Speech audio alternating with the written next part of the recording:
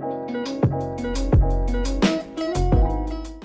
there my cherubs and welcome back to my channel. If it is your first time here, then welcome to my fun, friendly place here on the internet filled with positive Pollys and not negative Nancys. And if you are here to sprinkle some negativity on this video, then just leave. I don't want you here. But if you do want to stick around just a little bit longer, I'd love if you'd be able to hit that subscribe button down below. Make sure to give this video a big thumbs up and make sure to hit that ding-a-ling just so you don't miss any of my future uploads.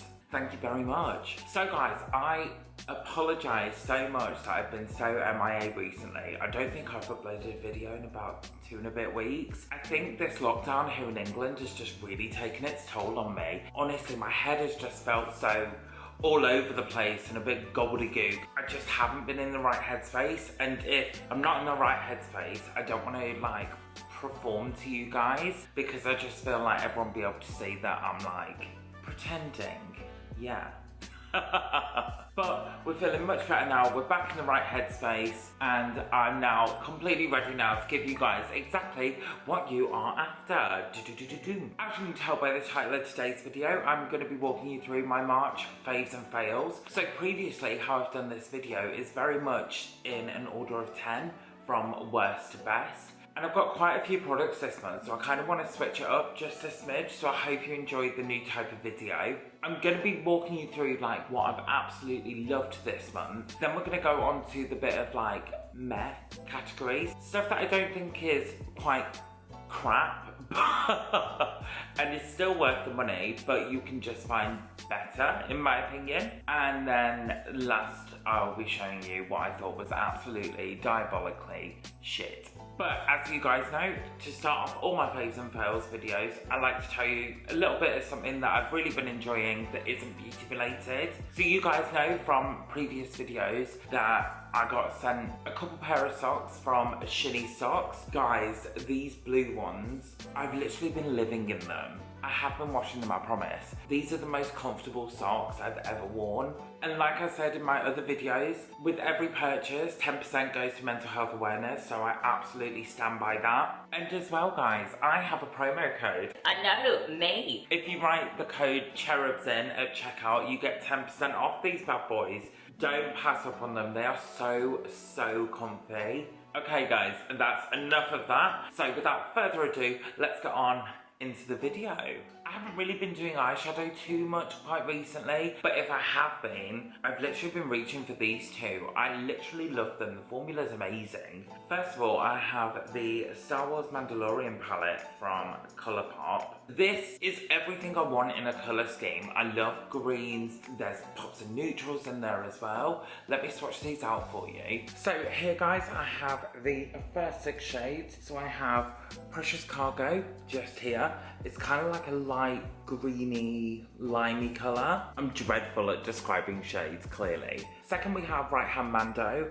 Oh my gosh, this is really nice. It's like a greeny, steely colour. This one here is the most neutral shade in the palette. This one is just like a tattoony, I believe it is. And then here we have like a greeny sort of emeraldy colour.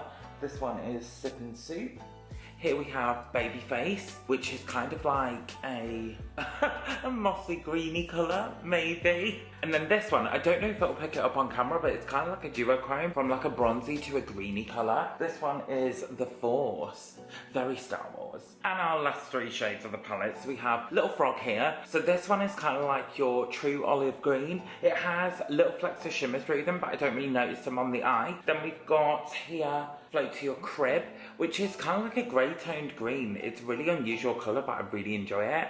And then last but not least, we have Droid Protocol. So this is kind of like a warmer browny colour, but it works really well alongside the rest of the palette. Gorge. Most of the time guys, I find that when brands do like collaborations like this, I find that the quality isn't as good, but oh my goodness, these all blend out like an absolute dream. I've tried several colour combinations with these and absolutely love it when I use it. And it's so adorable! So the other palette that I've been reaching towards is the Going Coconuts palette, also from Colourpop. This is a James palette through and through. You know I love my neutrals. My favourite shade in here is the Cocoa, which is this one here. I just find it so unique. It kind of has like a steely reflect to it, but it's still nice and deep. Let me swatch these out for you as well. I apologise in advance for my really crappy swatches.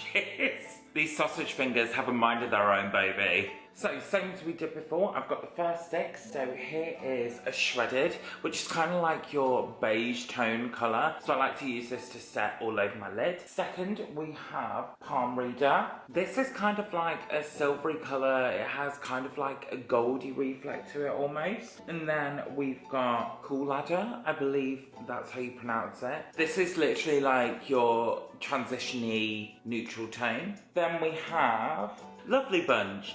I've got the lovely bunch of coconuts, doodle-doo. Does anyone else remember that from Lion King? Then here, this shade is so nice. This is Cocoa Crush. Look at that reflect, that's unbelievable. And then last in the second row, we have a Shell Yet, which is kind of like a warm toned mid brown colour. So here's the final row. So here we have Get Crackin'. Now quite similar to the other shade that had glitter in from the Mandalorian palette, but this one I find the glitter does stay put. Then here we have my favourite shade in the palette, which is the Cocoa. This is beautiful. You can see what I mean, like it just has such a nice reflect. I find it's a really unique colour. And then last but not least, we have the deepest shade, which is Nutty.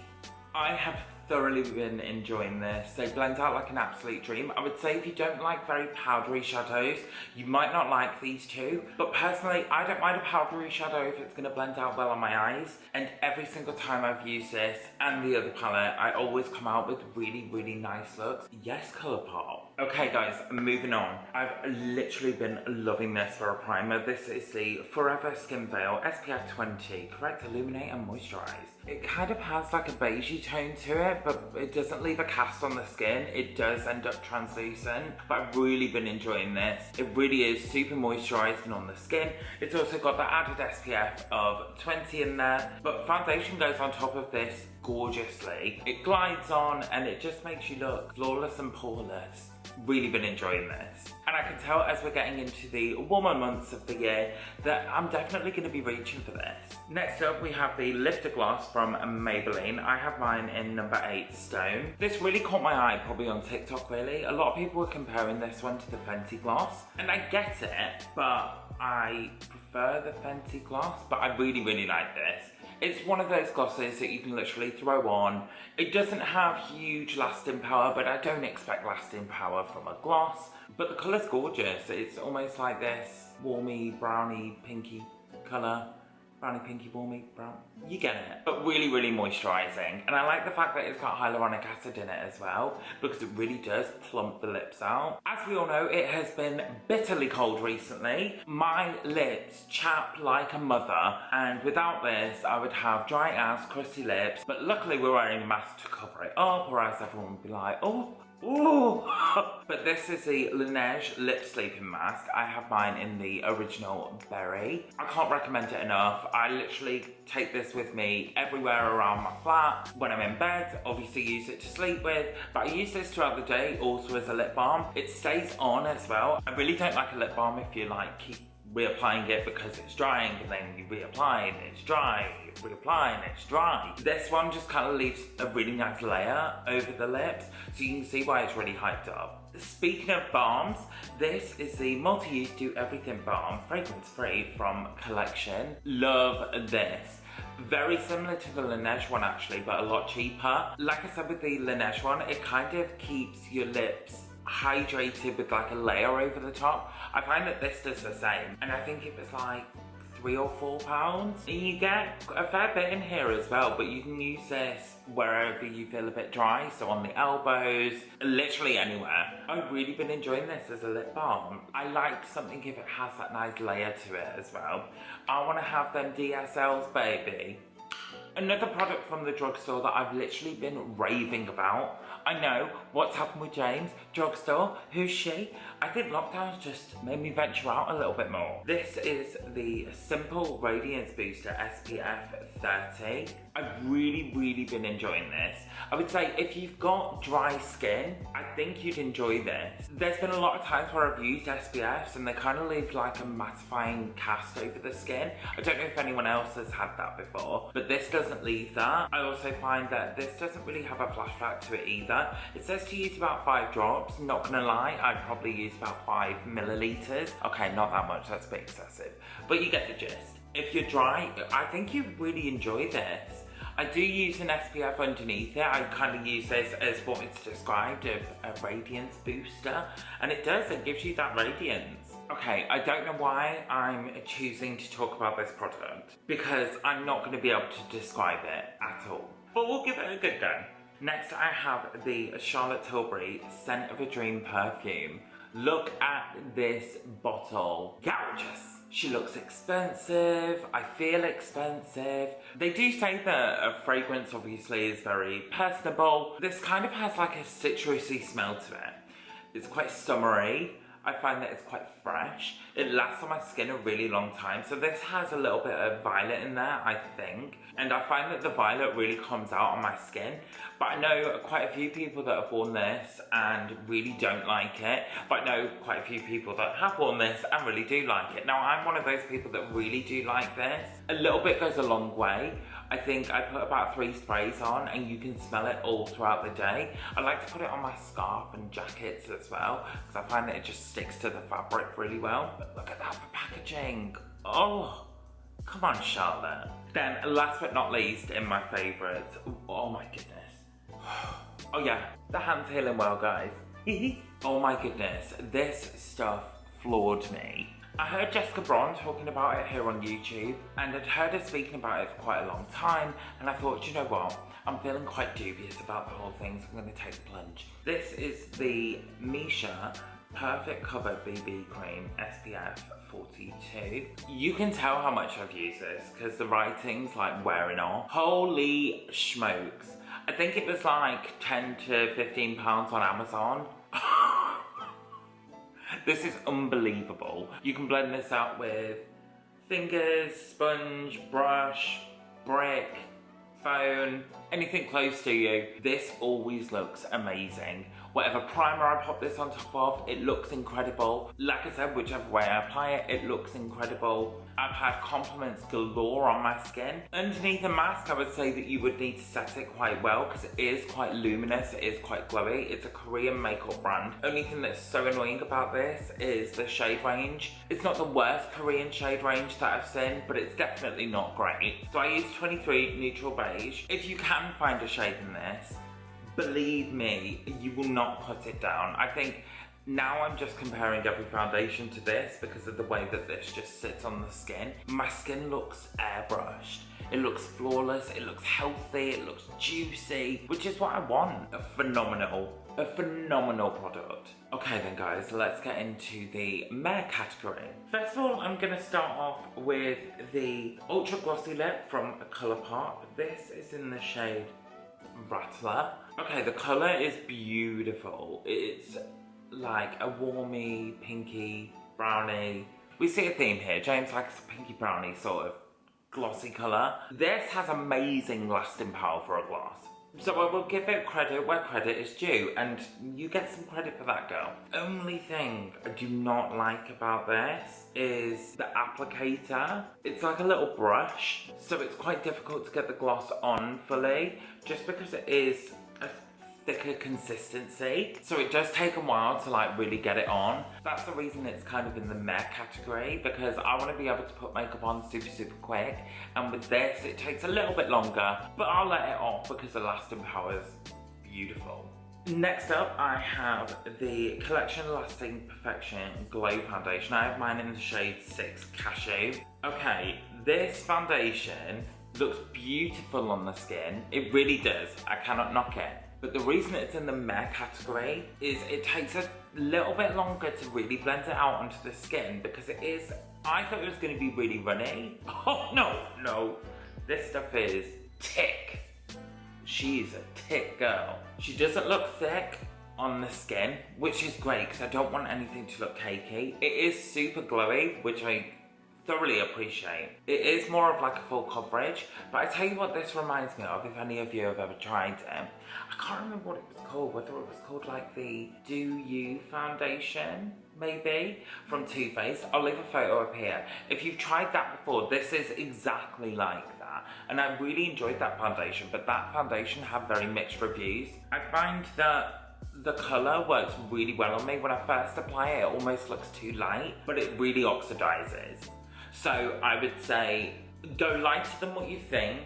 Not too light, don't go crazy, but go lighter than what you think, because it really does oxidize it. It almost has like a dry down finish. It is really nice, it lasts really well, it photographs beautifully. It's just in the matte category because it oxidizes and just takes a little bit longer to blend out. But I would say if you go slightly lighter, then you'll really, really enjoy this. And the final product in my matte category is the Vieve Modern Matte Lipstick. I have mine in the shade Ninetease. This colour is beautiful. I love, love, love this type of colour. The packaging is delectable. I don't expect anything less from Miss Genevieve, but it is just a little bit lightweight. I'd expect it to be a little bit more weighted, because it looks like it's going to be super heavy and super luxurious, which it does feel luxurious. You know me, heavy lipstick for a heavy girl, you know what I'm saying? My one other flaw with this is it's quite dry. Like, it's very dry. I would say if you prep your lips well, so if I use it in conjunction with my multi-use balm, then I love it, it's beautiful. But if you don't prep your lips and just shove this on, don't expect any moisture. Lasting power is unbelievable for a bullet lipstick, so I understand why she's done it. But yeah, it's quite drying.